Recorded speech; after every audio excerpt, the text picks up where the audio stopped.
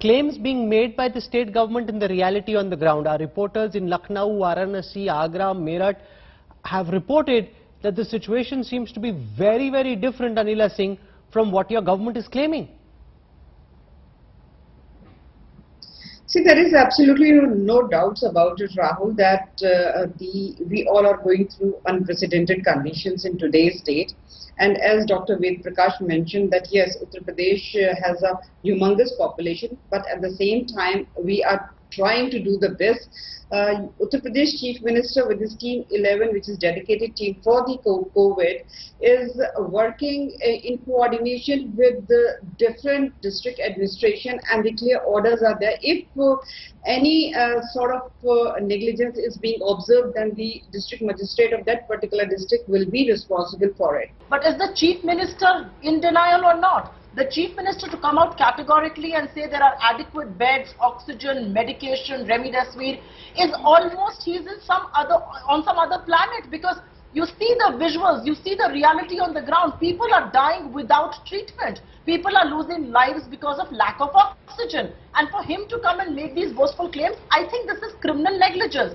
Having said that, I also want to ask, is it appropriate for the Chief Minister at this stage to threaten hospitals, to threaten medical practitioners, saying if you raise a false bogey, I'm going to seize your property, there will be an NSA slapped against you. This is the time when we need to be solidly behind our healthcare workers. Truth be told, they are the ones who are in the line of fire, they are the ones who are putting their lives at risk to serve the people. उनके पीठ पर हाथ रखने की जरूरत है, और हम उनके ऊपर NSA लगाने की और प्रॉपर्टी सीज करने की आज बात कैसे कर सकते हैं? The national capital, at one of the country's top hospitals, the Apollo Hospital, nurses and doctors have come under attack today. Families of a patient who died assaulted the healthcare staff over the non-availability of ICU beds. The families vandalized the hospital property. Apollo Hospital says they received a lady in critical condition on the 27th of April. Immediate medical attention was given by the team, but given the shortage of beds, the family was advised to shift the patient to another facility with available beds. Unfortunately, the patient died at around 8 a.m. The angry family members then went on the rampage, and those are the disturbing images that you are seeing today. And I want to go straight therefore to Dr. Anupam Sibal, the Group Medical Director at Apollo Hospitals, for his reactions to what we've seen. Dr. Sibal, shameful scenes that we've seen, hospital staff being targeted. I know these are trying times for all of you, but for you also, this must have come as a rude shock after all these years in the medical profession to see doctors and staff being assaulted in this manner. I want to start off by expressing heartfelt condolences to the bereaved family.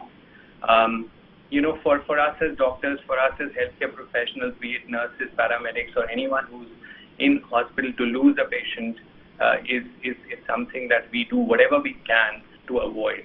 But listen, it's not really in our power, because if it was, then 724 doctors would not have died because of COVID. And we don't expect a thank you, because we chose this life. At the age of 23, we took an oath, a pledge that we will put the interests of our patients above us. We don't expect gratitude, but at least be civil. We do not expect the kind of behavior we saw here. Delhi Chief Minister Arvind Kejriwal's Twitter biodata says, "Sab insan barabar hai." Delhi government actions seem to indicate the Aam Aadmi may die on the road gasping for breath, but five-star facilities is being created for High Court judges, their families and court officials. Sir, are some lives more important than other lives in times of pandemic? Not at all, Gaurav. All lives are equal and everybody has a right to live. But the particular episode which you are referring to has got a lot of clarity by now. You have only said in the beginning of the show that Arvind Kejriwal, Manish Sisodia, the CM, DCM, were not kept in the loop, and the SDM issued that order. And SDM also has written there in that order, I have read that. The Bharatiya Janata Party or the central government is not surprised. We do not expect anything better from Arvind Kejriwal ji and his government. His governance model smacks of immaturity.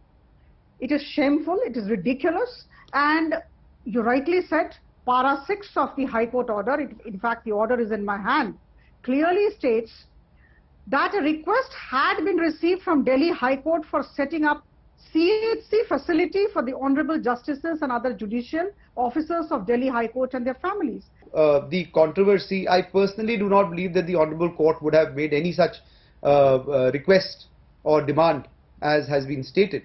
And the Honorable Judges have also clarified and categorically refused any such special treatment. So today, let me put it like this, that since public exchequer has already been used or being used, and if there is such a facility that has been created or can be created, let further resources and finances not be wasted in dismantling them.